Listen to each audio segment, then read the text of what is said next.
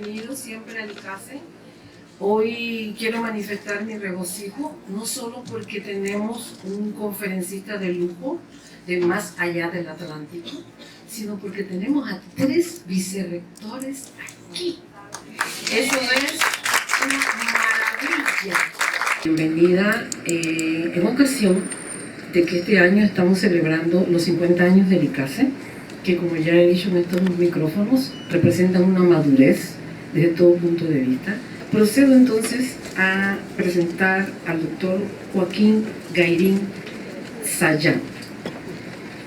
El doctor Joaquín Gairín Sayán, no sé si aquí dice en estas pocas líneas, pero yo voy a decir primero, antes que se me olvide, que él es decano de la Facultad de Ciencias de la Educación por segunda vez. ¿Es así, doctor Gairín?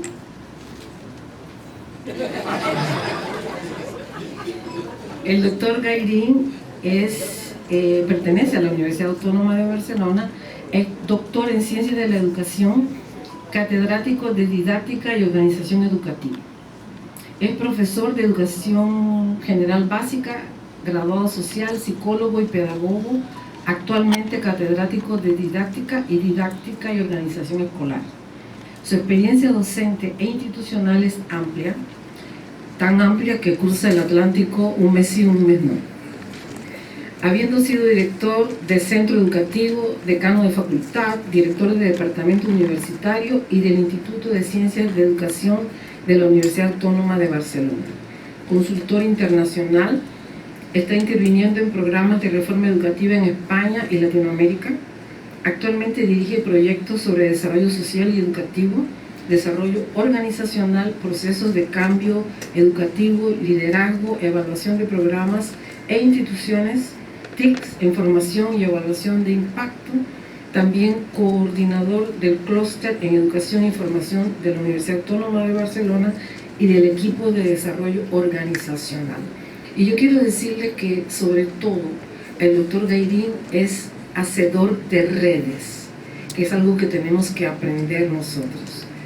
Saltar los muros universitarios y tener la capacidad de hacer redes con otras universidades y con otras instituciones, incluso del ámbito privado y de otros países. Sin más, les dejo con el doctor Gairín. En primer lugar, agradecer la invitación de ICASE y de la Universidad de Panamá, que ya conocía de haber estado alguna otra vez, y congratularme en este caso porque ICASE cumplió el 50 aniversario.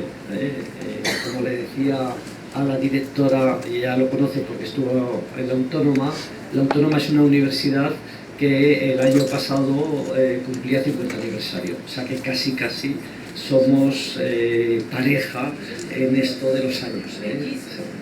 Somos mellizos, sí.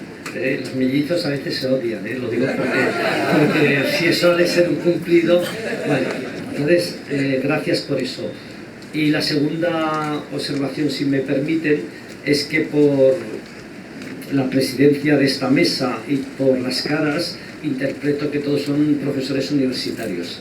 Y en este sentido, me ahorraré decir determinadas cosas porque las doy por supuestas, y me centraré quizá en lo más sustantivo de lo que les quería comunicar, ¿no? Que son esto, en realidad, como yo veo las universidades en un escenario de futuro, porque yo creo que las universidades tienen que planificar y pensar en escenarios de futuro para poder ordenar el presente, no vivir solamente del presente. Bien, dicho esto, señalarles también que el documento que he preparado se lo he trasladado a la directora del ICASE y podrán disponer de él. O sea que no se preocupen si en algún caso quieren tomar nota porque lo tendrán. Incluso les puedo proporcionar algún documento escrito complementario. ¿De acuerdo? Bien. Básicamente la primera cuestión es señalar una cosa que es obvia para todos, pero que tiene repercusiones que a veces no aplicamos y que a veces olvidamos. Y es que si algo caracteriza la realidad en los últimos años es el gran dinamismo social, cultural, económico que se está produciendo a escala planetaria. las cosas cada vez son más rápidas y cada vez cambian más. Eso de alguna manera se acelera con el crecimiento enorme del contexto tecnológico y con los procesos de apertura de las sociedades. Cada vez las cosas son más raras, ¿no? Yo me iba de España pensando que habría un gobierno y me dicen que aún no hay un gobierno, es un lío de partidos, y eso veo que pasa en todos los sitios, ¿no? Entonces, lo que es cierto es que la sociedad cambia continuamente. Y dos, cada vez se toma más conciencia de que las organizaciones que en su momento se crearon como instrumentos del Estado, cada vez se convierten o se pide de ellas que sean organizaciones al servicio de la sociedad en general y no solamente del poder político. Entendemos que las universidades, como los centros educativos, son organizaciones creadas por la sociedad y al servicio de la sociedad. Desde este punto de vista, si asumimos este planteamiento, tendremos que asumir de entrada que si la sociedad cambia y las universidades están al servicio de la sociedad, las organizaciones también deberían cambiar, las universidades tendrían que cambiar. Desde este punto de vista, el reto que tenemos es si el servicio que damos como instituciones sociales es el que la sociedad nos demanda. Si es adecuado, si no es adecuado y hasta qué punto lo hacemos de una manera eficiente. En este contexto, básicamente, yo hablaré de esos 4 aspectos. Quizá el primero lo soslayaré rápido y ya me centraré quizá en los 3 siguientes. Bien, la primera cuestión es que el cambio social rápido que se da plantea que el cambio que durante épocas era algo interesante para gente iluminada, para personas con perspectivas, se convierte en un reto para todos, y se convierte también en una oportunidad para el que pueda aprovecharlos.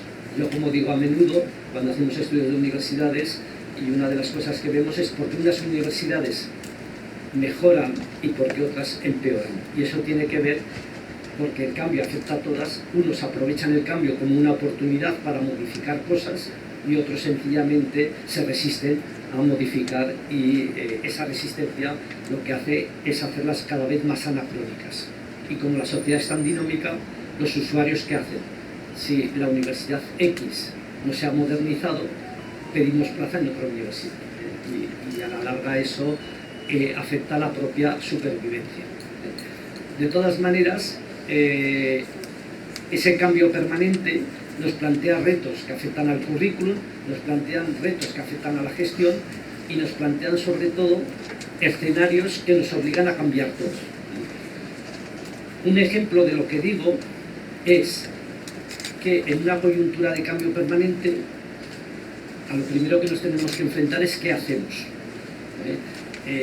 Pensamos la universidad, la gestión, como algo que hay que mantener, o la orientamos hacia el cambio.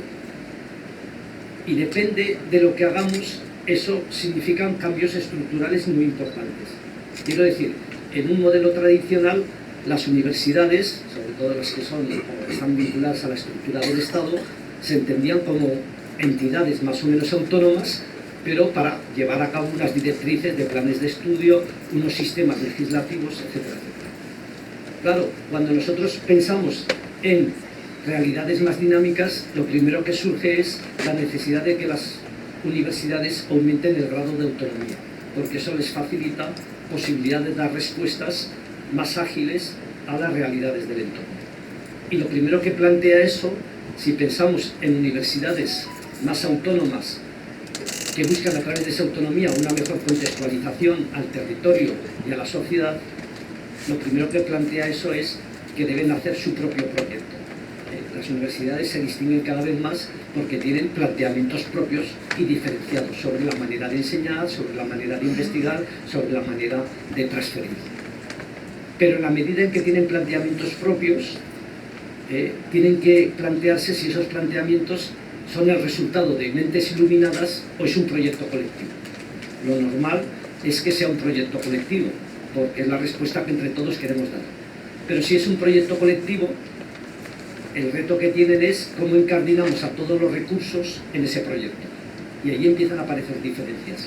En las teorías clásicas de la organización se dice, una organización para que funcione debe tener las metas claras. Y para cumplir esas metas, ¿qué hace? Distribuye los recursos materiales, humanos. Cuando nosotros pensamos que una organización plantea proyectos colectivos, ya no hablamos de recursos humanos, sino hablamos de humanos con recursos. O sea, para ese proyecto colectivo, ¿qué puede aportar cada una de las personas? ¿Y eso qué significa?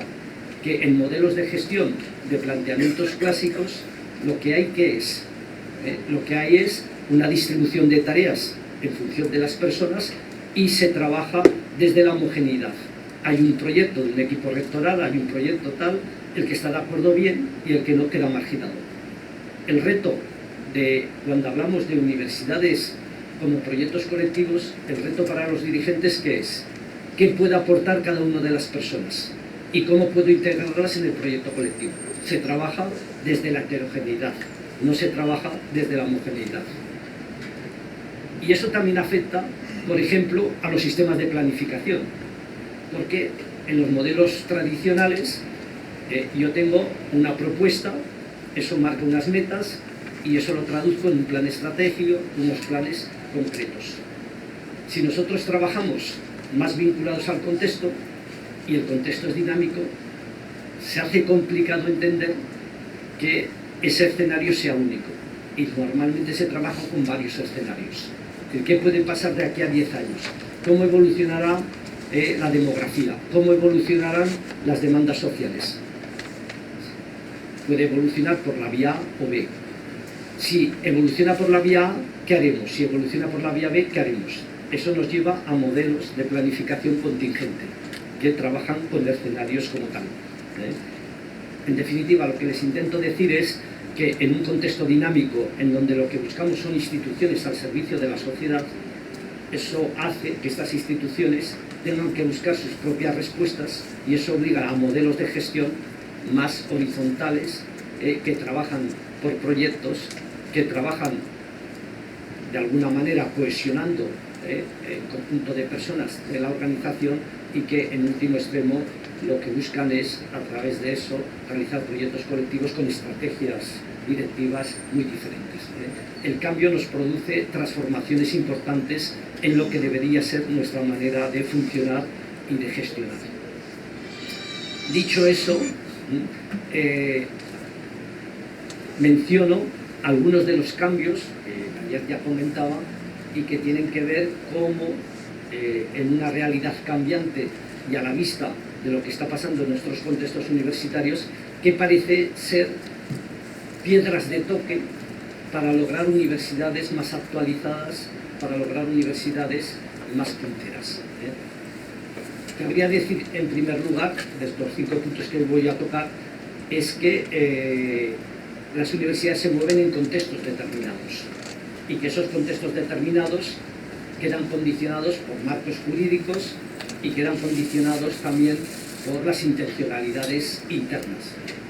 Pero dicho eso, también es verdad que hay algunos condicionantes que se reproducen precisamente porque estamos en una sociedad cada vez más interconectada a nivel de, yo diría, de todo la Tierra.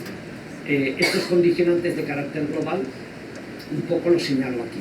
Por una parte está todo lo que es la contextualidad, la globalización del mercado laboral, del mercado de las comunicaciones, del sistema financiero, del sistema o de los sistemas políticos, etcétera, etcétera. Y eso tiene un elemento transversal, que es la interdependencia. Yo a veces pongo algo que no siempre trascendió, pero que es real. En la Unión Europea, en un momento determinado, cuando un dirigente italiano, Berlusconi, no hacía caso de las indicaciones europeas, se sustituyó por un técnico. Más allá de las elecciones, más allá, o sea, los elementos de poder cada vez son más internacionales, y eso es fruto de esta globalización como tal. No solamente eso tiene efectos sobre la interdependencia, sino también tiene efectos sobre las personas. El mercado laboral cada vez es más internacional. Yo cuando repaso con compañeros de mi edad dónde están sus hijos, resulta que de un panorama de 20-25 personas entre 35 y 50 años, más del 60% trabaja fuera de España. Y han trabajado en varios países. Cada vez se da más un mercado laboral internacional. Una sociedad muy focalizada en la tecnología y, en definitiva, respuestas delante de una realidad globalizada, respuestas cada vez más universales. No solamente eso condiciona lo que puede y debe hacer la universidad, sino que también hay otros condicionantes que no hemos de ocultar, que son los condicionantes más de las propias instituciones, que tienen que ver, y no lo desarrollaré porque ustedes de esto ya saben, que tienen que ver con el modelo organizativo que adopta la universidad, en los diferentes modelos. Yo allí apunto 3, un modelo clásico administrativista, un modelo asambleario que eligen al rector, eligen a los decanos, eligen tal, o un modelo muy focalizado en el mercado, ¿no? Dependiendo del mercado se estructura. Depende de cuál sea el modelo que adopte una universidad, eso también tiene condicionantes complementarios. Y depende también de cómo se estructura ese mercado laboral. A nivel general, por lo menos en el contexto en el que yo me muevo, uno de los elementos importantes desde el punto de vista del análisis de la profesión del docente universitario es la proletarización. Cada vez a los docentes se les pide más, se les paga menos y se les contrata peor.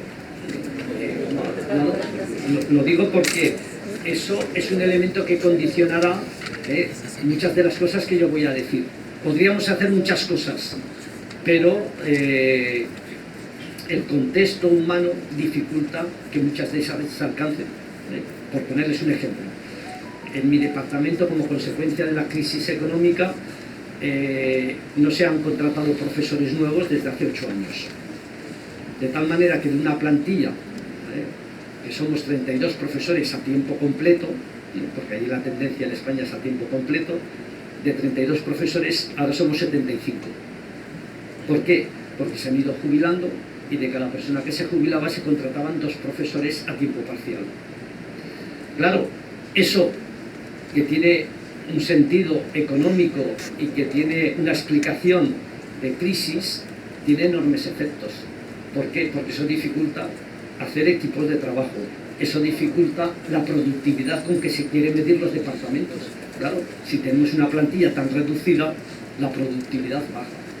O sea que el fenómeno de la proletarización tiene enormes consecuencias en el funcionamiento de las universidades. Claro, universidades que tienen profesores taxi, que van de un sitio a otro, que tienen 25 horas de trabajo, etcétera, difícilmente se les puede pedir que investiguen, difícilmente se les puede pedir que den bien las clases. ¿Por qué? Porque están agobiados. Bueno, estos son, ¿bien? Pues ahora son Uber, pero fíjense que usar el Uber también es dar dinero a una entidad externa. O sea, en parte cuando yo digo que los profesores están proletarizados, no solamente digo que sus condiciones han disminuido, sino que además les quitan más el dinero porque tienen que coger el taxi. Bueno, bien, con esto lo que quiero decir es que hay unos condicionantes que matizarían mucho parte de lo que voy a decir a continuación y que tiene que ver con los retos, a los que se pueden enfrentar las universidades que quieran mejorar. Empezando por ámbitos, un primer ámbito que quería comentar es el de la investigación. Yo ayer, que estaba en DELAS, señalaba que lo que caracteriza a las universidades desde mi punto de vista es el conocimiento. Las universidades son focos que trabajan sobre la búsqueda de respuestas ante determinados problemas, problemas de la realidad. Y eso tiene que ver con el conocimiento. ¿Qué conocimiento tenemos de las cosas? ¿Cómo ese conocimiento se puede ampliar? ¿Y qué debemos hacer para ampliarlo? el objeto de las universidades es el conocimiento. Y desde ese punto de vista, de siempre se han asociado las universidades, por lo menos en las últimas épocas, a la capacidad para investigar. También hay que decir que cuando esto no lo han hecho bien o no han dado las respuestas, aparecen los centros de I+D de las empresas, aparecen institutos externos, etcétera, etcétera. Pero bueno, centrados en el conocimiento, yo diría que uno de los retos que tienen las universidades es focalizar la investigación en relación a los retos sociales, en relación a las demandas sociales. Y en ese sentido, lo que yo señalaba también ayer es que desde esta perspectiva, yo ponía como ejemplo lo que está pasando en la Unión Europea, que es que todos los proyectos que se están haciendo de cara al 2030 se van a basar en la creación de plataformas en donde cualquier entidad social, sea un ayuntamiento, sea una empresa, sea una ONG, sea un particular, puede colocar allí su problema.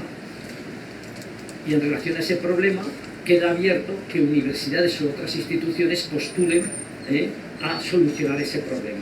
O sea, quiere vincularse de alguna manera lo que se investigue a problemáticas económicas, sociales, sindicales, las que sean.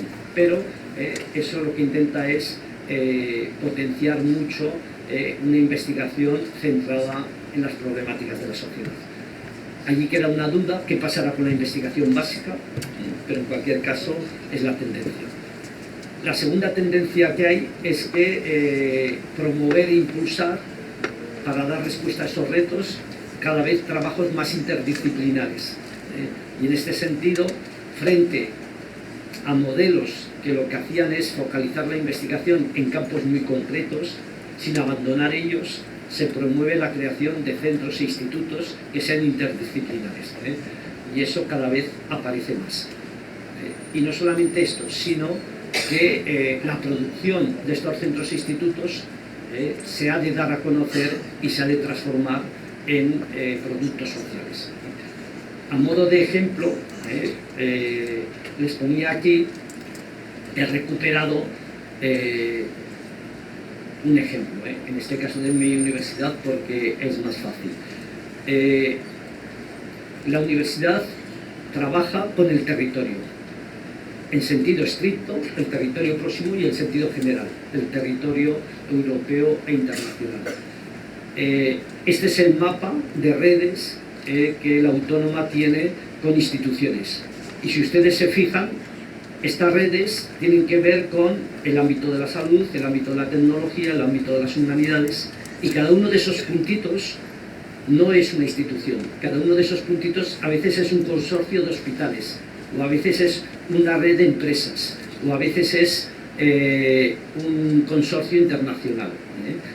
Pero ver esto refuerza la idea de que la investigación se tiene que conectar con el entorno, necesariamente. Otro ejemplo que tiene que ver con una pequeña parte de lo que les muestro antes es la conexión, en este caso también de la Autónoma, con el territorio. Pasa por cerca de la Autónoma, que tienen allí una línea verde, que es una autopista. Esta autopista, que se llama la B30, Barcelona, 30 kilómetros, es el polo de desarrollo mayor de Europa desde hace 5 años.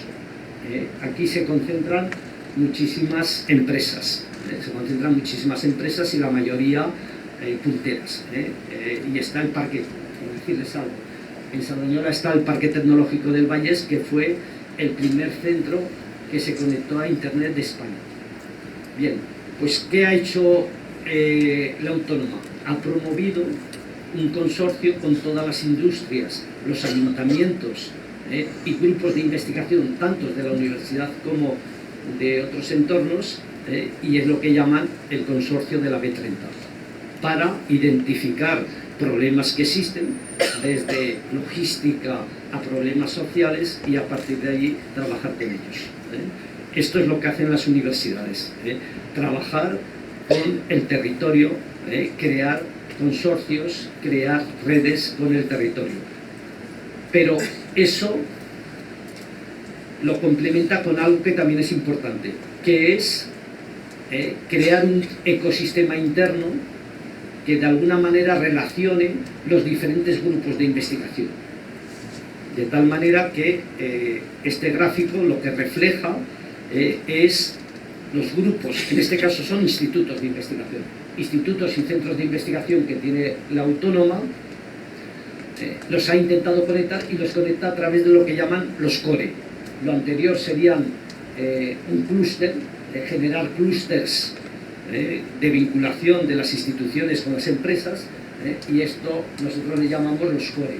Los core que lo que intentan que es crear espacios y ecosistemas internos de interrelación de diferentes grupos de investigación. En este momento hay 4 constituidos y lo que hacen es juntar esfuerzos de diferentes grupos en la idea de promover cada vez más lo interdisciplinar y respuestas cada vez más amplias. Yo diría que en el ámbito de la investigación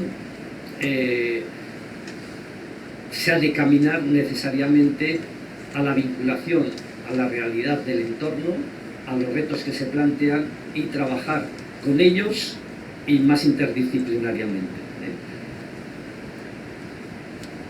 Ese conocimiento que generamos a través de la investigación se habría de trasladar también a la formación. Y aquí es donde adquiere importancia para nosotros que los profesores sean docentes e investigadores. Tienen un bajo nivel de compromiso docente para que les quede tiempo para investigar. Pero claro, esa investigación debería fortalecer programas de estudio lo más actualizados posibles, punteras, etcétera, etcétera. Entonces, yo diría que la formación es importante que tenga en cuenta esta vinculación. Y en relación a la formación, yo destacaría como aspectos relevantes, en primer lugar, la transformación que se hace de los estudios, se hizo en Europa, pero se ha hecho en muchos países, de organizar la formación a partir de las competencias profesionales.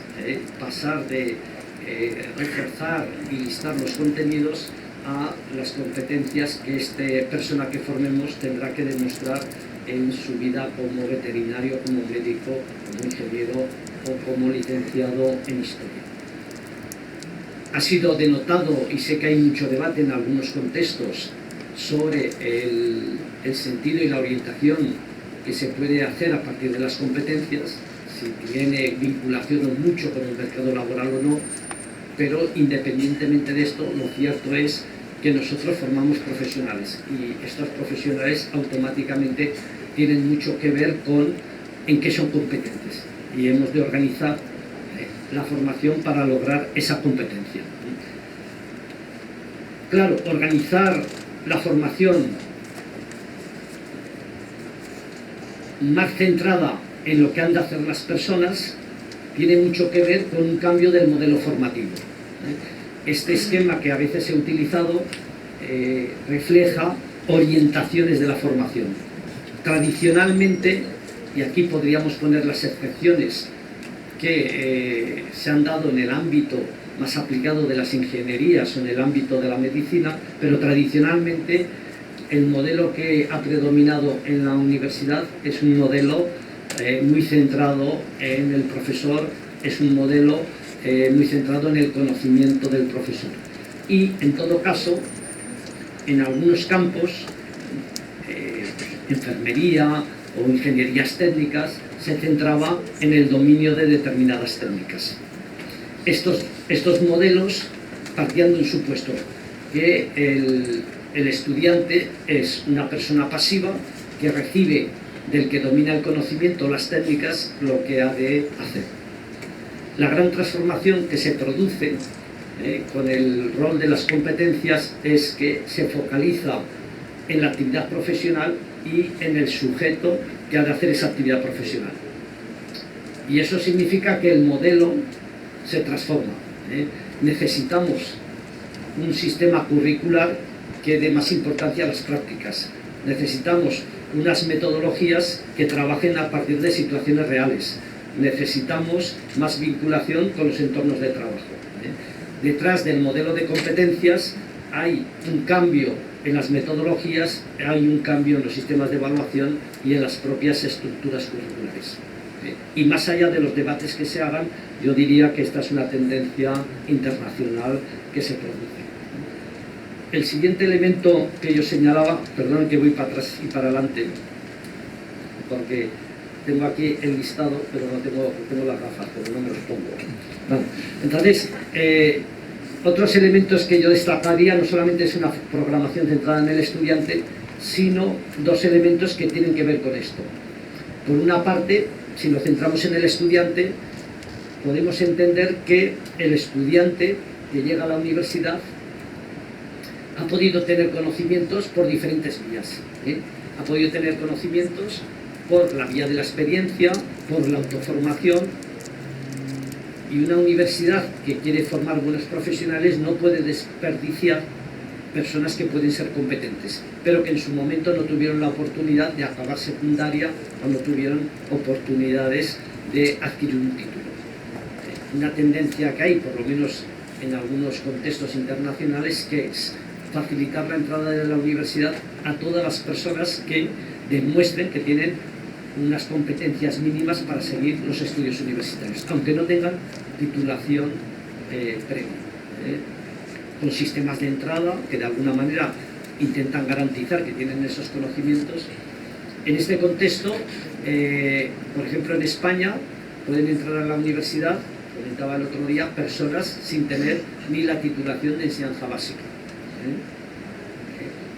Luego hay sistemas de entrada para las personas de más de 25 años, de 40 y de 45 años. O sea, de alguna manera el acceso a la universidad se hace más abierto. Insisto, siempre y cuando se garantice que la persona ha adquirido por su cuenta las competencias mínimas que exige el poder seguir los estudios universitarios. Y un tercer elemento que caracteriza para mí el cambio en los programas formativos es que en un modelo de competencias donde el estudiante puede ser tan diverso y además aumenta la diversidad si hablamos de la movilidad internacional, es importante establecer mecanismos de apoyo y acompañamiento a los estudiantes. Y ahí es donde aparece, además como un elemento que se valora mucho en las acreditaciones, la asistencia a las universidades de planes de acción tutorial, que van dirigidas precisamente a apoyar al estudiante a la hora de elegir especialidades, a la hora de superar determinadas problemáticas y, en definitiva, acompañarle en su progreso, desde antes que empieza la universidad hasta después, incluso con la orientación laboral. Este es un ejemplo que no lo verán bien, aunque hay algunos que tienen vista de águila y a lo mejor sí. Pero en la universidad he cogido ejemplos, pero los pueden ver en muchas otras universidades. Nosotros tenemos un plan de acción tutorial general en donde contemplan acciones de conexión con secundaria, acciones para los primeros cursos, acciones de acompañamiento académico y acciones posteriores. Y muchas de estas acciones no solamente piensan en el estudiante, sino piensan en la función social que también deberían prestar las universidades. Por ejemplo, nosotros tenemos un programa que llamamos ITACA, que es un programa que trabaja con 15 municipios, aproximadamente con 60 institutos, centros de enseñanza media, y que cada año 150 estudiantes que se identifican por ser estudiantes que tienen capacidad, pero que nunca habían pensado en estudiar a la universidad, porque es cara o porque sus familias nunca han tenido vinculación con la universidad, o sea, personas que abandonarían la vía de formación, de acuerdo con los institutos, se intentan captar las 2 o 3 personas que tienen estas características y se les hacen estancias en la universidad de 15 días, a través de las cuales van viendo actividades en laboratorios, actividades de museos, actividades tal. El objetivo que es conseguir que estas personas que en principio no harían estudios universitarios se animen y generarles en ellos una actitud de que eso es posible, eso les conviene, etc. El éxito de este programa, que tiene un gran componente social, porque va dirigido normalmente y coincide con familias de origen humilde, es del 90% que siguen estudios y los apoyan. Se acompaña este programa social de becas luego para matricularse, etc. ¿no? Entonces, las acciones previas tienen que ver no solamente con el momento de entrada, sino previa a la entrada, qué conexiones establecemos con secundaria. Los profesores universitarios en Cataluña, en secundaria, hay lo que se llama el trabajo de síntesis. Los estudiantes de secundaria tienen que hacer en el último año de bachillerato un trabajo de investigación. Y para acompañarles en ese trabajo de investigación, la universidad ofrece la posibilidad que con el tutor del centro puedan tener contactos con médicos, con ingenieros que trabajan ese tipo de aspectos. Lo que buscamos es una máxima y allí empieza la acción tutorial que continúa con otras acciones. Este plan de acción tutorial de universidad luego se concreta en cada facultad con acciones complementarias. Puede ser la facultad de matemáticas hace cursos propedéuticos para aquellos que no llegan al nivel.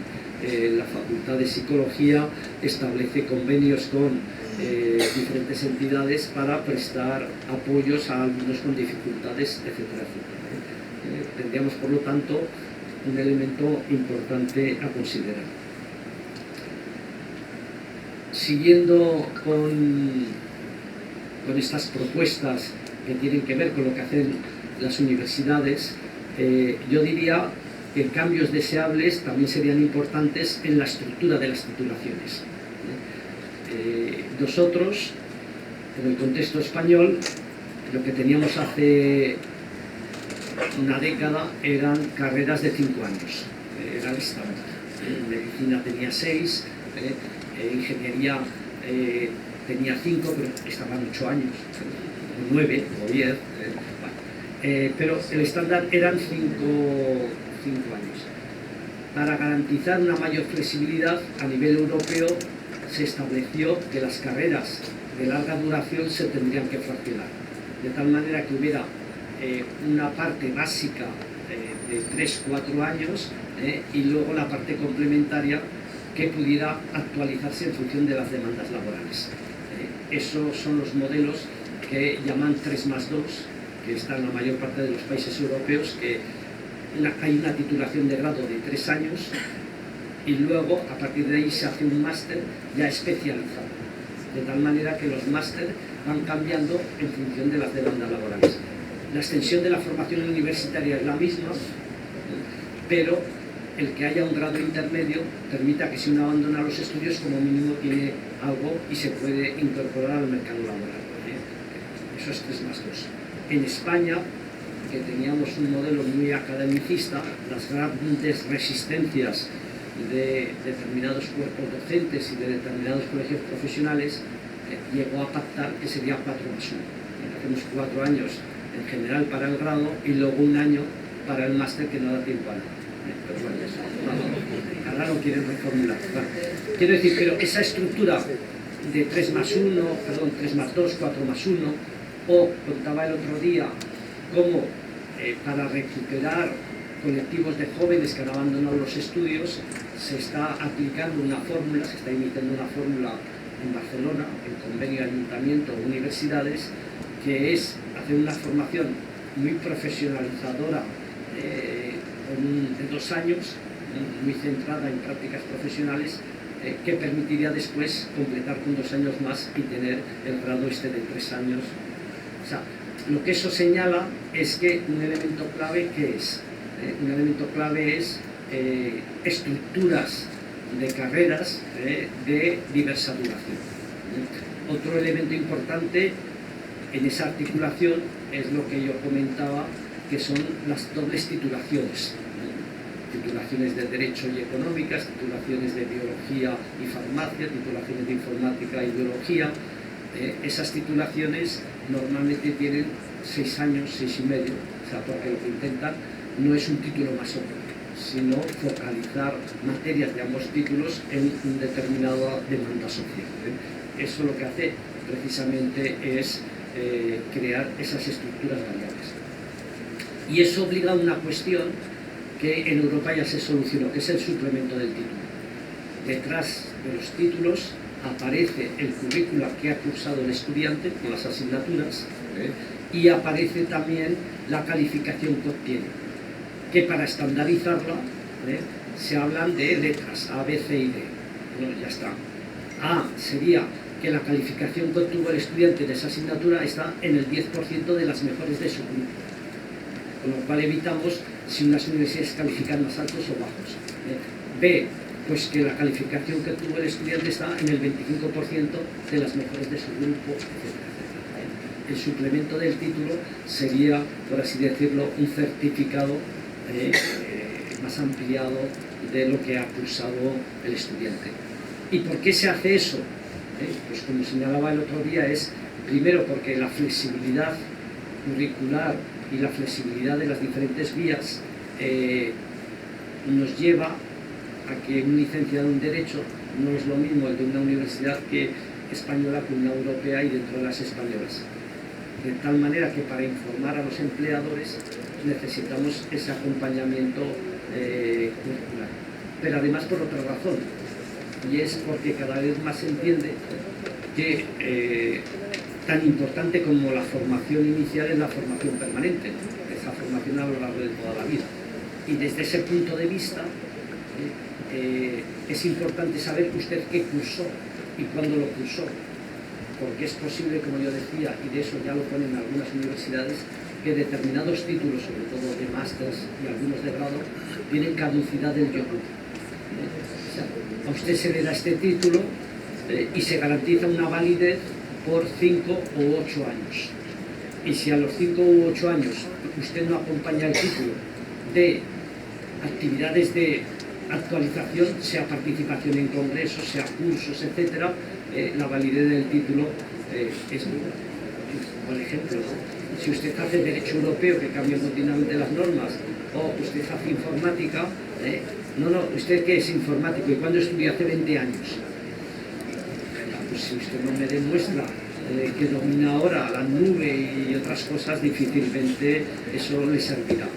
Bueno, a eso sirve el suplemento del título. Y luego otro aspecto importante en el cambio de titulaciones es todo el tema de la movilidad internacional. Se entiende, esto es un problema ideológico-político, si queremos construir Europa, y en Europa es tan diverso, si ustedes ya lo saben, ¿no?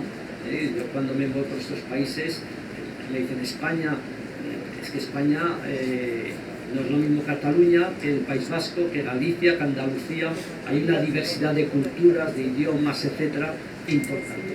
Entonces, en un contexto tan diverso, si queremos construir, en este caso, la Unión Europea, que es lo que se está construyendo, es importante promover que las personas se muevan, porque eso puede fortalecer los lazos comunes. Y los programas de movilidad internacional que se hicieron para ello se han demostrado que es una herramienta muy útil. Para que tengan una idea, en mi universidad, cada año, es una universidad de 36.000 estudiantes, más 6.000 y pico de grado, de 40.000, cada año aproximadamente entre 5.000 y 6.000 estudiantes van a hacer entre 6 meses y un año en universidades europeas. Y recibimos también más o menos la misma cantidad. Es difícil encontrar ya a titulados españoles, por lo menos de algunas universidades, que no hayan pasado un cuarto o un quinto de su formación en otro país y en otra universidad. Eso les ayuda a reforzar el idioma, eso les espabila, libera a las familias, algunos encuentran novio o novia. Es curioso, hay una dimensión que es la académica, pero hay otra dimensión que es tan importante como ella, que es la humana y el fortalecimiento de valores, etcétera, etcétera, ¿no? Y en ese sentido, no es extraño encontrar en las universidades, no es extraño encontrar en cualquier página programas de movilidad que tienen que ver con En el caso español, movilidad dentro de España, que son los programas Sócrates. Cualquier estudiante que lo desee puede irse a cualquier universidad a hacer una parte de sus estudios, o programas en el ámbito europeo, que son los famosos Erasmus, que luego se alargaron a nivel internacional. Pero más allá de estos programas existen otros. Existen otros que son, por ejemplo, CECIU, que es un consorcio de universidades que luego mencionaré, elabora programas donde uno puede hacer determinadas titulaciones pasando un año en cada país. Una titulación de 4 años usted la hace visitando 4 países. Y eso tiene un valor importante de cara a un contexto cada vez más globalizado. Bien,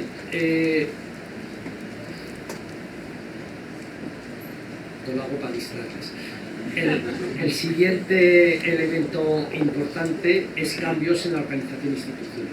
O sea, forma parte de la realidad que las organizaciones universitarias no solamente desarrollan investigación, docencia, no solamente modifican su sistema de estudios, sino que eso alguien lo debe gestionar, ¿no? Y en el ámbito de la gestión institucional, uno de los retos importantes es, si pensamos en comunidades formativas, en proyectos colectivos, cómo implicamos a los estudiantes en las diferentes actividades que hace la universidad. Y al respecto aparecen en universidades muchos programas que van dirigidos precisamente a poner retos a los estudiantes, en convenio con empresas, desde el EGO, que hace proyectos para, hasta propuestas creativas para solucionar retos de la propia universidad. Cada vez se busca más cómo implicar a los profesores y a los estudiantes en el funcionamiento de la universidad. Y eso tiene que ver con el trabajo en red, interno y externo. Este es un ejemplo, CIU, que es un consorcio de 10 universidades europeas que permite que los profesores vayan rotando de una universidad a otra, pero también los estudiantes pueden hacer estudios en las diferentes universidades. O sea, de alguna manera se refuerza esta idea de no solamente trabajar, como decía antes, a nivel de investigación con el territorio y a nivel interno, a través de sinergias, sino trabajar a nivel internacional en temas de docencia y en otros temas. Y ya para avanzar en este ámbito, otros cambios que ya no dependen tanto de la universidad, sino que son más bien del sistema. Bueno, una de las características que ha tenido nuestros sistemas universitarios en general es que ante la falta de respuestas rápidas a lo que precisaba el contexto social, algunas empresas que han hecho crear sus propias universidades, algunos grupos de interés que han hecho crear sus propias universidades. Yo creo que esta respuesta, que en definitiva responde al dinamismo social, en general lo que está conllevando es desestructurar los sistemas universitarios, que habitualmente podrían garantizar oportunidades para todos los ciudadanos, y esa desestructuración puede llevar a una desregularización del mercado de la formación universitaria, que yo siempre he dicho que es peligrosa, porque en definitiva afecta a los derechos a la cultura y a la formación de todo el mundo, pero allí está.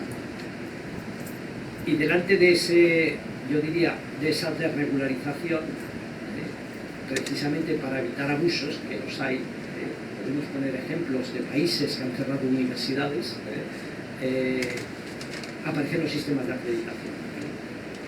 Y los sistemas de acreditación, que en definitiva no deja de ser, ante la falta de regulación del Estado, vamos a poner orden, que como yo digo en mi universidad, cuando hablan de hemos de preparar la acreditación, digo, bueno, pero la de Harvard se acredita, la de Oxford se acredita, también se acredita, ¿verdad que también tiene?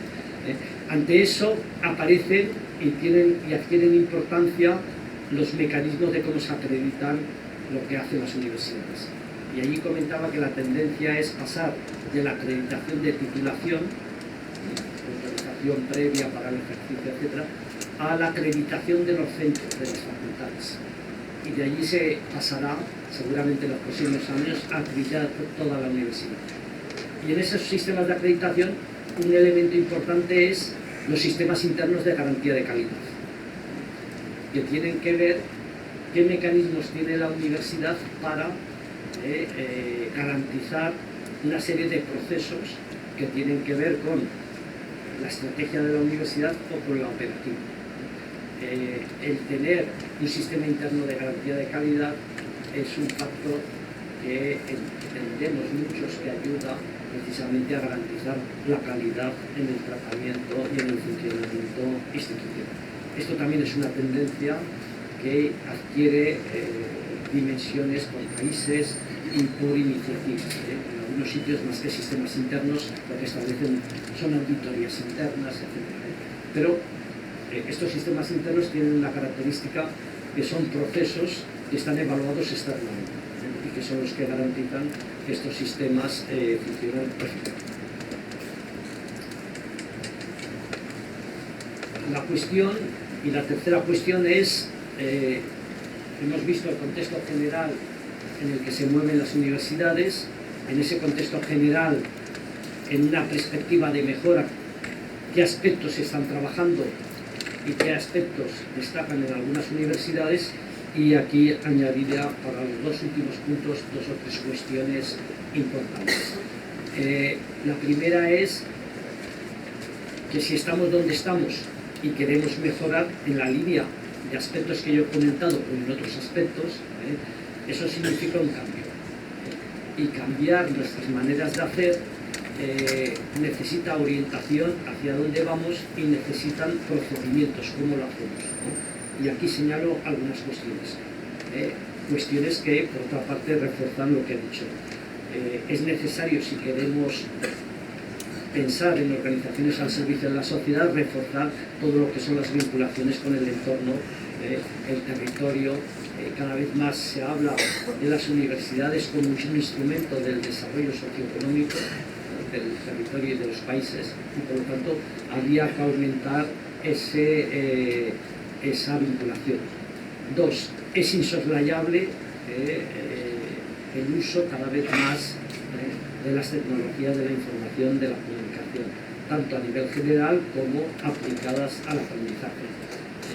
Yo conozco, porque se da en muchos países, las resistencias del profesorado al uso de estos instrumentos, pero eso es una necesidad insoslayable. Como consecuencia de la crisis, lo digo porque conozco muy bien el tema, en mi universidad la media de profesores permanentes es 57 años. O sea, están muy envejecidos, y por lo tanto hay una serie de resistencias tremendas. Pero han de entender los profesores que están al servicio de la sociedad, no están al servicio de sí mismos. Bueno, luego podemos... Sí, somos adolescentes, sí. Vale.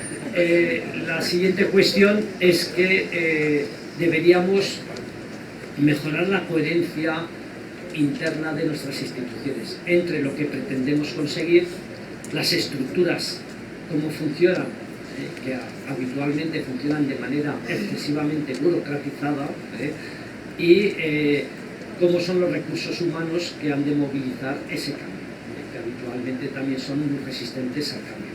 Entonces deberíamos alinear entre el futuro que queremos conseguir, las actitudes de los que lo han de elaborar por el futuro y unas estructuras los más ágiles posibles. Y en eso tienen una labor importante los directivos, no como ejecutores del cambio, porque el cambio nos afecta a todas, sino como dinamizadores de los colectivos para lograr ese cambio. Y en relación a esos propósitos, sí que aparecen algunas estrategias, ¿no? Que aquí apunto algunas, pero que ya son muy conocidas en el mundo en general de la formación y desde hace años. En un modelo, como decía al principio, muy centralizado, muy verticalista, lo que predomina es haga esto y el control. Yo digo que hemos de pasar de las políticas negativas hacia las positivas. Yo siempre recuerdo que en mi tierna infancia cuando iba a la escuela, y yo como profesor también lo hacía, que es que delante de una actividad que han presentado los estudiantes, tomabas el bolígrafo rojo y vas tachando. Esto es una manera de hacer. También podríamos coger el verde y destacar lo positivo que ha hecho. Pues, mire, ha hecho muchas cosas positivas. Y 2, puede mejorar. A ver si mejora, me vuelvo a entregar el escrito. Quiero decir, ¿qué hacemos con los profesores? Siempre reñimos al que llega tarde, al que no cumple la planilla, que llaman ustedes o lo que sea. Pocas veces alabamos al que lo hace mejor, ¿no? O sea, deberíamos reforzar mucho las políticas positivas. Deberíamos pasar de soluciones uniformes que se dan mucho en los modelos verticales. Cuando hay un problema, para no enfrentarnos al problema, generamos una norma para todos. O sea, porque uno no cumple algo, luego todos tenemos que hacer más papeles. Hombre, yo creo que los modelos deberían promover más diferentes vías, precisamente porque el contexto cada vez será más heterogéneo. Lo importante es llegar a la meta. Los caminos pueden ser asumibles, diferentes caminos. Y hay un elemento importante que también tiene que ver con intentar conseguir el cambio, que es ir sedimentando los avances. A menudo hacemos muchos esfuerzos a todos los niveles, profesores, directivos, para llevar a cabo ideas que nos parecen importantes. Pero cuando esa persona desaparece, porque se traslada, desapareció el proyecto, el programa. Hemos de hacer esfuerzos por ir institucionalizando las buenas prácticas. Eso significa que las hemos de evaluar, pero aquellas que funcionen bien deberíamos analizarlas de alguna manera e introducirlas en el ADN de las instituciones como tal. Bien, dicho eso, yo entiendo que algunos retos que nos podríamos plantear, y aquí comento 2 cosas y con eso ya acabo y quedo para el debate, que es lo que habíamos hablado. Hemos de promover necesariamente una nueva cultura que ilusione a los profesores universitarios. Es decir, que ilusione a los profesores universitarios, porque en el fondo se les puede ilusionar. Yo digo que hemos de actuar como se actúa en la buena política, no en la mala política, que es vender la moto. Como universidad, vamos a ver si mejoramos. ¿En qué podemos mejorar? Eso lo podemos responder entre todos. Ahora, esto que nos planteamos, venga, ¿qué puede aportar cada uno? Hemos de crear una cultura más colaborativa y sobre todo que comprometa a las personas con el proceso de cambio. Promover una nueva cultura seguramente tiene mucho que ver con el modelo de universidad que queremos. Seguramente hay modelos de universidades que muy centradas en los productos y poco en los procesos, muy centradas en los recursos económicos y no en el conocimiento, que dificultan este planteamiento. Pero de cualquier manera yo diría que hemos de intentar combinar lo que puede ser una respuesta a la realidad con lo que puede ser las exigencias de la academia o las exigencias de nuestro funcionamiento institucional. Estamos hablando que en nuevos modelos se suele dar una combinación, no entraré en estos dilemas organizativos, una combinación de factores.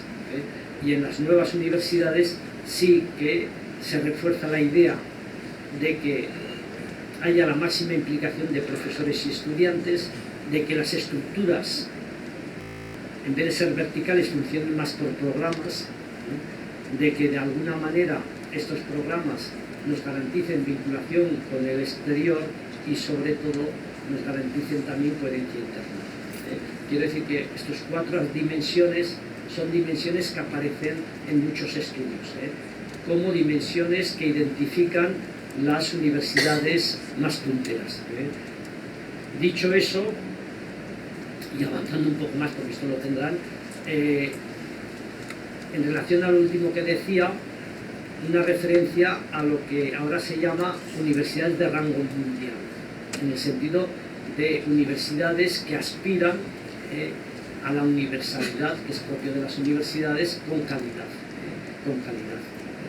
hay un texto de este autor, de Salvi, que seguramente lo conocerán y si no se los aconsejo, que desarrolla esta idea. Es un texto conocido, universidades de rango mundial, y en este texto lo que plantea es qué caracteriza a las universidades punteras y cómo podemos acercarnos a ellas. Gran parte de lo que yo he comentado, algunas otras cosas porque son más contextuales. En este texto se especifica 3 elementos importantes. Un elemento importante de las universidades es captar y retener el mejor talento. Hemos de proteger sobre todo aquellos que son capaces de generar ideas, de tener iniciativas, pero esto afecta tanto a estudiantes como a profesores. El reto de las universidades es captar a los mejores. Eso no significa que no tengamos que atender a todos, pero es importante que aquellas personas que tengan potencialidades les demos entornos que faciliten el desarrollo de estas potencialidades. Un elemento importante que caracteriza a las universidades de rango mundial es que tienen muchos recursos, y eso es lo más problemático, muchos recursos, pero hay que entender que esos recursos provienen de las vías normales, que puede ser la matrícula de los estudiantes, que pueden ser proyectos, pero también de la labor de los gestores en la búsqueda de recursos externos. O sea, no es que el Estado subvenciona todo, sino que la universidad logra tener muchos recursos por diferentes vías. Y la tercera es que hay un modelo de gestión que promueve, que apoya todo tipo de iniciativas y que está para esto precisamente, para facilitar entornos que permitan esa conexión con el entorno y que permitan el proyecto colectivo. Esto lo refleja este autor en este esquema, en donde identifica las diferentes variables que intervienen y que son básicamente las que yo he comentado. Y es interesante este texto porque además de identificar variables y aspectos de interés, proporciona, si les sirve como universidades, proporciona listas de control para la autoevaluación.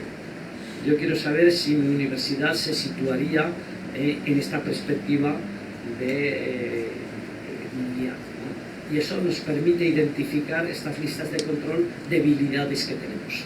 Cabe decir que el planteamiento que hace este autor es un planteamiento general y que puede haber particularidades de universidades que deberían añadirse aquí, porque las universidades tienen también una trayectoria, una historia, y en relación a esa historia también tienen preocupaciones muy contextuales, pero en cualquier caso sirve a efectos de mejorar y acercarnos al escenario que deseemos. Pero para no hablar de utopías, nos planteemos escenarios alcanzables, pero en la línea en donde se responda a lo que es una universidad contextualizada y que da apoyo a la realidad social en la que se inserta. Y con eso quedo a su disposición para lo que quiera preguntar. Conocerlo en persona, porque cada vez que venía a Panamá yo estaba afuera y ahora estoy conociendo personalmente. Mi nombre es Luisa Morales, yo estoy estudiando en la Universidad de Barcelona y yo quisiera que usted me explicara esa maestría interuniversitaria que tienen ustedes en Barcelona, que está la Universidad de Barcelona, la Autónoma de Barcelona, la Pompeu Fabra, para formación del profesorado, o sea, la unión de todas esas universidades, cómo lograron unirse todas para formar al profesorado de Barcelona. ¿Otro comentario, pregunta? No se atropellen, suficiente. Soy Annalyn García, soy profesora en la Universidad Ana Geméndez en Puerto Rico. Soy de profesora visitante aquí en la Universidad de Panamá. Quisiera preguntarle, ¿cuál es la experiencia europea en términos de las certificaciones profesionales? Porque en este lado del mundo cada vez más estudiantes adultos con profesiones ya completadas están intentando entrar en certificaciones. ¿Cuál es la experiencia en ese aspecto? Mi nombre es Alfonso Gómez. Mi pregunta es, ¿cómo ve usted los planes actuales de las universidades? Si realmente se están amoldando a la exigencia del mercado laboral y si puede hacer una comparación de los planes de los países latinoamericanos con los europeos. ¿Suficiente 3 preguntas por ahora, doctor? Ok, entonces el doctor va a contestar esa pregunta y Abril tiene una pregunta, y ya, porque después le cedo la palabra a los vicerrectores. Abril Méndez, por favor. Buenas tardes. Abril Méndez, del ICASE, Universidad de Panamá. Usted planteó los retos y las innovaciones de educación superior y el modelo que están usando en el tema de formación. Frente a un sistema de acreditación como el que tiene la República de Panamá, que es obligante, ¿cómo podríamos entrar como en esa camisa de fuerza frente a estos nuevos retos y estas innovaciones? ¿Cómo usted lo vería? Porque aquí en Panamá es obligatorio la acreditación para sobrevivir o para funcionar como universidad. Aquí dice que una quinta pregunta, y a ver, acá. Y perdona el abuso. Bueno, no, solamente, buenas tardes, Zenaida Cambio, Universidad Tecnológica.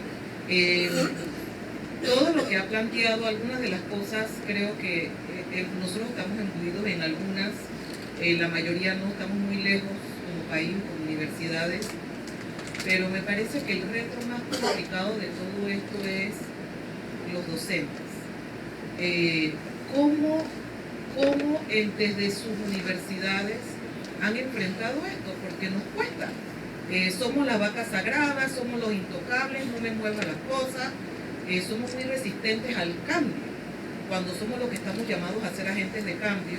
Y por el otro lado, los estudiantes, que les cuesta aceptar, que quieren cosas diferentes, novedosas, innovadoras, pero que cuando se enfrentan a un docente con esas cosas, entonces quieren al que le hace las cosas como ellos saben siempre.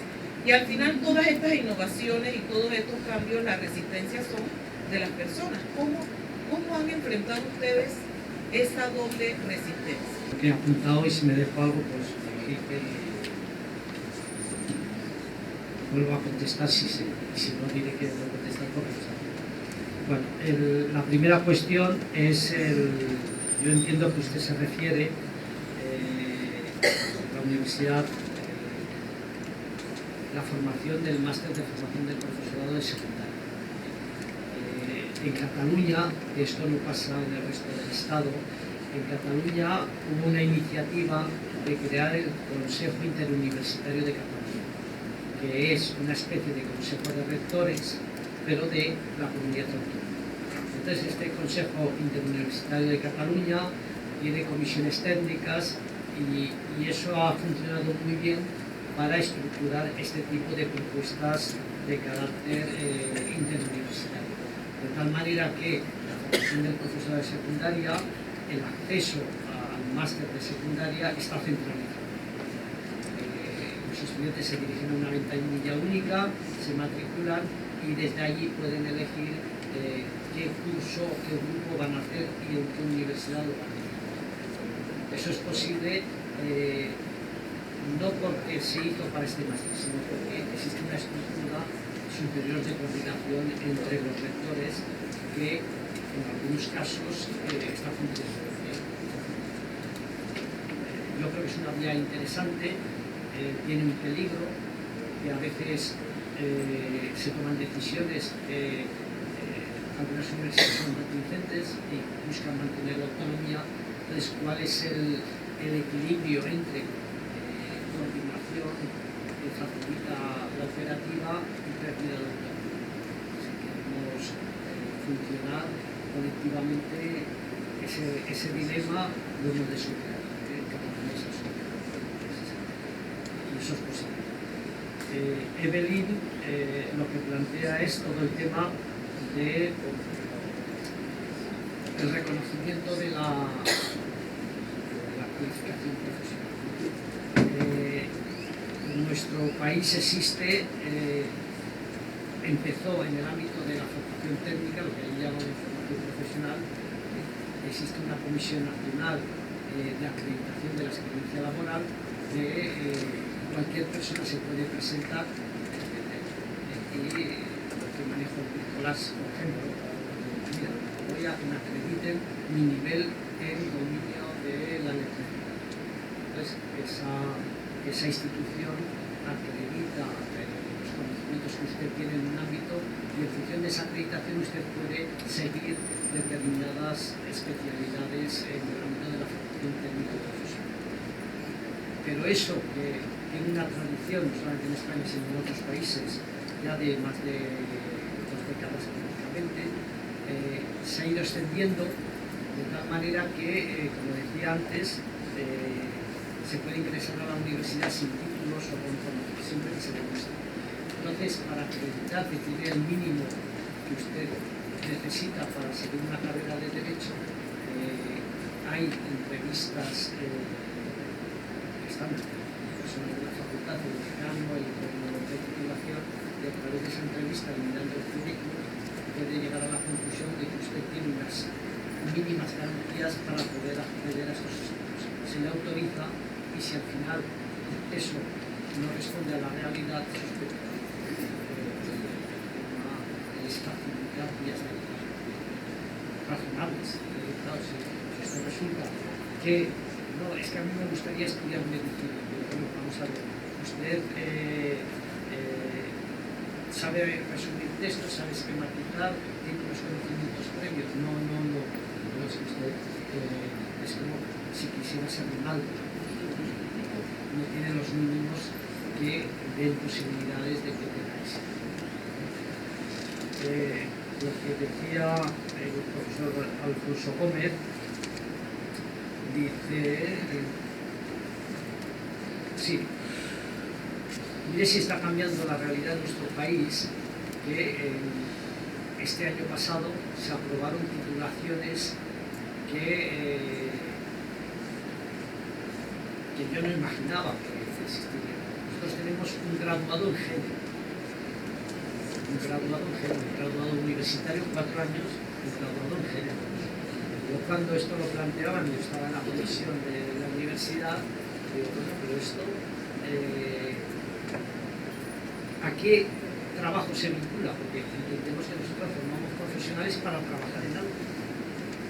Y cuando digo a qué posible trabajo se vincula, me sacan una relación al Departamento de Servicios Sociales, Departamento de la Policía que trabaja violencia de género, Departamento tal. Y bueno, pues igual tiene una razón. Total, que eso por la insistencia de determinados colectivos y porque había argumentos aprobó. Pues resulta que es el grado que tiene más éxito. Sí, la nota de entrada es de las más altas. Eso tiene que ver también la nota de entrada porque si hay mucha demanda, pero en cualquier caso, tenemos otro grado que es Smart Cities, que es, son ciudades automatizadas. Smart Cities. Es un grado que combina estudios de informática, asignatura de ingeniería, asignatura de sociología y asignatura de humanidades. Pues escuchen, un éxito total. Quiero decir que está cambiando tanto la realidad del mundo laboral que ahora a las personas no se les contrata por su título, sino por lo que saben. Y en todo caso se buscan títulos que estén muy vinculados. Yo lo que necesito es una persona que sepa informática, porque quiero que trabaje grandes big data, etcétera, pero que también sepa estadística. Y además se haya movido en el campo de la biología. Claro, es que es muy difícil encontrar una persona, encontramos o un matemático, o encontramos un informático, o encontramos un biólogo o tal. Bueno, pues, lo que pide el mundo de la industria farmacéutica es estos especialistas en bioinformática. Y eso ha hecho que haya aparecido una especialidad de bioinformática que también tiene mucho éxito. ¿Por qué? Porque, claro, para una empresa farmacéutica contratar a un especialista muy concreto no es suficiente, porque necesita un año para formarle un tipo de actividades. O sea, esto cada vez se está dando más, y en ese sentido lo que se exige a las universidades es que sean más flexibles a la hora de organizar las estructuras, los equipos. Eso no quiere decir que no sean exigentes, y eso no quiere decir que la respuesta de estas estructuras sea degradar los títulos públicos, porque muchas de estas dobles titulaciones, derecho, económicas y informática, sí, el grado cuesta 4 años, la doble titulación puede costar 6 o 7 años, porque combina diferentes materias. Por lo tanto, se trata de conseguir las respuestas más adecuadas a lo que hay. O, por ejemplo, ustedes tienen aquí tecnólogos para el área de salud, que nosotros en España no tenemos, y cada vez se piden más en esos ámbitos personas que dominen determinados.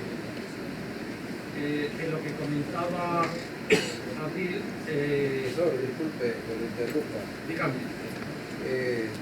¿Cómo usted ve los planes académicos de las universidades de Europa comparadas con las universidades latinoamericanas? Si realmente están formando a los futuros profesionales para lo que está demandando el mercado laboral.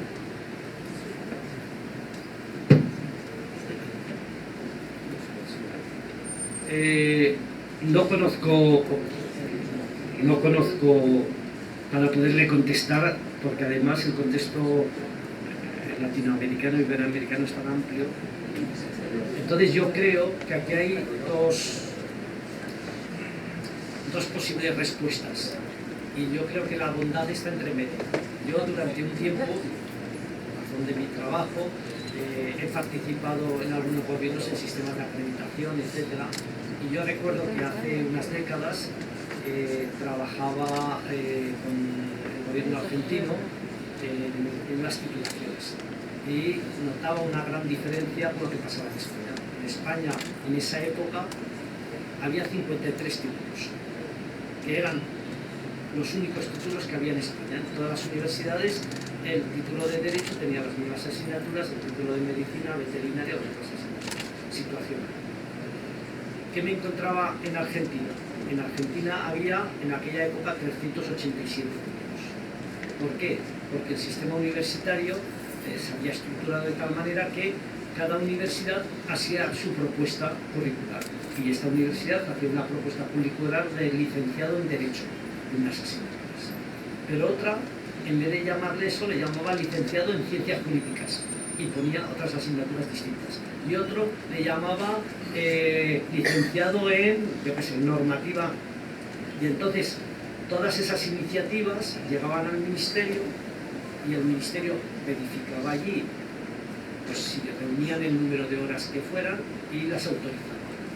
Pero eso marcaba a nivel social un gran desencuentro, porque este que ha hecho licenciado en Derecho y el que ha hecho licenciado en Ciencias Jurídicas es lo mismo o no. Entonces, yo diría que son dos extremos. Ni podemos tener un mercado tan abierto que al final no sabemos qué hay detrás de un título, ni podemos tener uno tan cerrado que al final todos hagan lo mismo. Entonces, yo creo que sería una combinación de las dos cosas. Eso en algunos países lo están intentando y hacen lo siguiente. Hablan de titulaciones profesionalizadoras. En el caso de España, la titulación profesionalizadora sería el médico, sería el profesor de primaria, el profesor de secundaria. Y titulaciones no profesionalizadoras, porque no se vinculan a un ejercicio profesional regulado con colegios. Por ejemplo, el pedagogo. El pedagogo es un título que puede hacer muchas cosas. O el licenciado en Historia. Otra cosa es que el título sea profesor de Historia de instituto, pero el licenciado en Historia, etcétera, etcétera. Entonces, dicen, las titulaciones que están profesionalizadoras o que se vinculan a ejercicios profesionales muy reglados, el Estado determina el 70 al 80%. las profesiones no profesionalizadoras, el Estado simplemente pone los marcos generales, que son cuántas horas ha de tener, qué tipo de materias, etc. Podría ser una solución intermedia entre la flexibilidad y la inflexibilidad. Abril hablaba de la acreditación. En España la acreditación es obligatoria. En España la acreditación es obligatoria. A ver, matizando, es una cultura relativamente reciente, pero es verdad que las universidades acreditan los títulos porque eso les da delante de los usuarios la garantía de que es un título supervisado. Pero pueden no acreditarlos, pero en general todo el mundo acredita los títulos. Otra cosa es esa acreditación, ¿cuándo se hace? Por ejemplo, el graduado en género, el título se aprobó, pero aún no está acreditado. ¿Por qué? Porque los procesos administrativos son más lentos que los procesos de funcionamiento. ¿Qué hizo la universidad? No, está impartiendo el título, lo imparte como un título propio. Cuando lo acredita, pasan a ser títulos que llaman oficiales. Entonces es un título propio, es un título válido, emitido por una institución pública, porque el que le da validez al título, ¿quién es? Es el empleado. Si yo soy una empresa que quiero tener una persona que trabaje en los temas de género, ¿por qué he de contratar a una persona con una titulación de esta contratación? Pero en general se acreditan todas las titulaciones y todos buscan que tengan el sello de la supervisión que al respecto se hace. Luego había otra pregunta sobre los retos. Bueno, y las resistencias. Pues yo les diría, desde el ámbito que yo me muevo, que son las organizaciones, que uno de los problemas que tienen los sistemas públicos, ¿qué es? Que son tan garantistas que al final no se hace nada.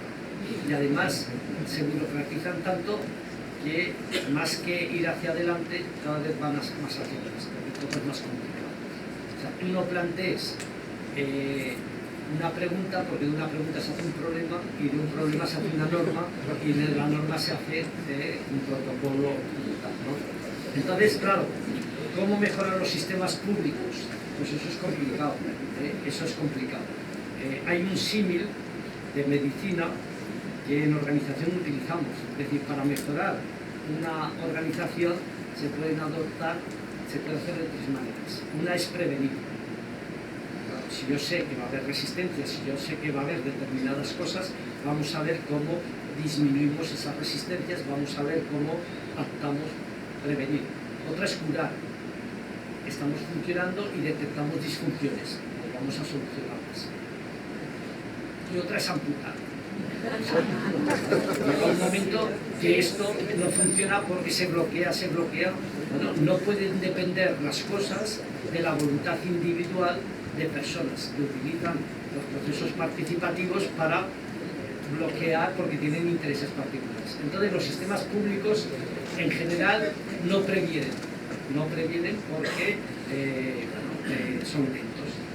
Curar nunca cura, porque un profesor puede estar en un sistema público sin ir a clase y le abriremos un expediente entre que se lo abren, entre que hay un sistema de juzgados, entre que los sindicatos protestan, entre tal, pasan años y nada, y no amputan. O sea, con lo cual están condenados cada vez a ser más ineficientes. Es que es una verdad confesa. Ahora bien, dentro de ese panorama que yo llamo un poco negativo, pesimista, algo se puede hacer. Y les pongo algún ejemplo.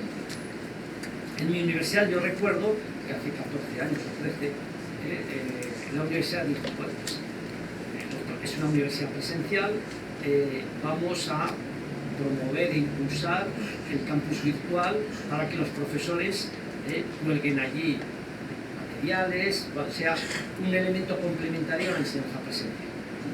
Entonces la universidad se gasta el dinero, crea el campus virtual, y uno de los vicerrectores envió una carta a todo el profesorado de que, bueno, ya está creado el campus virtual, animamos a los profesores a que abran su página web, antes de una manera, ahora en Moodle, bueno, pues porque así tienes una vía más. Yo me encontré al vicerrector al cabo de 1 año y medio, 2, desesperado. Con lo que nos hemos gastado, resulta que solamente utiliza el campus virtual un 1% del profesorado. Mira que me han dado notas. Digo, sí, yo he recibido como 8 o 9, sí. Claro, entonces yo le hice una observación y es lo siguiente. Digo, mira, yo que me muevo en el campo educativo, ¿qué es lo que sucede? Los profesores en general vivimos con la presión de los estudiantes, con la presión de que hay que hacer papeles, con la presión de la acreditación. Y entonces usted quiere un cambio y los cambios siempre se plantean como más esfuerzo. Así, o sea, además de hacer lo otro, haga esto. Quizá hemos de cambiar el enfoque. En cualquier organización, cuando yo hago un cambio, ¿qué hago? Vender el cambio. Decir, no, mire usted, si le pongo esta máquina, usted se esforzará menos, tendrá más trabajo y menos tiempo, y esto es lo que hemos de vender, ¿no? Bueno, yo le propuse lo siguiente, digo, ¿por qué no intentáis decir, bueno, reconocemos que pasar los apuntes al campus virtual, estructurar temas al campus virtual exige un sobreesfuerzo inicial, que luego se rentabiliza, porque cuando yo ya tengo determinadas cosas, lo rentabilizo de un año a otro. ¿Y por qué no hace lo siguiente? Para romper esa resistencia, incentiva el primer año, de tal manera que apareció una nota que decía, bueno, el profesor que quiera o que incorpore materiales al campus virtual de su propia asignatura, le reduciremos 2 créditos de su carga horaria, una miseria, 2 créditos de su carga horaria el primer año, porque el esfuerzo se hace el primer año. Escucha, al cabo de 3 años, el 60% del profesorado tenía campus virtual. O sea, a veces es una pequeña señal, y entonces hemos de trabajar en contextos muy burocratizados con pequeñas señales. Seguramente a este profesor que se ha esforzado mucho, a lo mejor es bueno que alguien, el coordinador, el decano, le llame y le diga, oye, he visto eso, qué interesante, ¿por qué no lo presentas a los compañeros? Hemos de buscar cosas que, ya que no hay una gratificación económica, como mínimo que sea emocional, que llaman el salario emocional. Eso es lo que hay. Y en el caso de los estudiantes, eso es más complicado. Pero a mí me parece que, como yo digo y me esfuerzo en mi facultad, los estudiantes están en una edad en general, son jóvenes, se adaptan a cualquier cosa y lo que consigamos es más problema nuestro que no de ellos. Yo creo que si les exigimos mucho, darán mucho, si les exigimos poco, darán poco. Entonces, a mí me llamó mucho la atención cuando nosotros implantamos los procesos de Bolonia de manera generalizada, que se trataba de metodologías transactivas. Cuando yo recibía las evaluaciones que se hacen a través de los estudiantes y miraba profesores que quedaban mal evaluados, me llamaba la atención que profesoras y profesores que yo identificaba como muy activos, muy interesados por el aprendizaje del estudiante, que preparaban muchos materiales, estaban mal evaluados.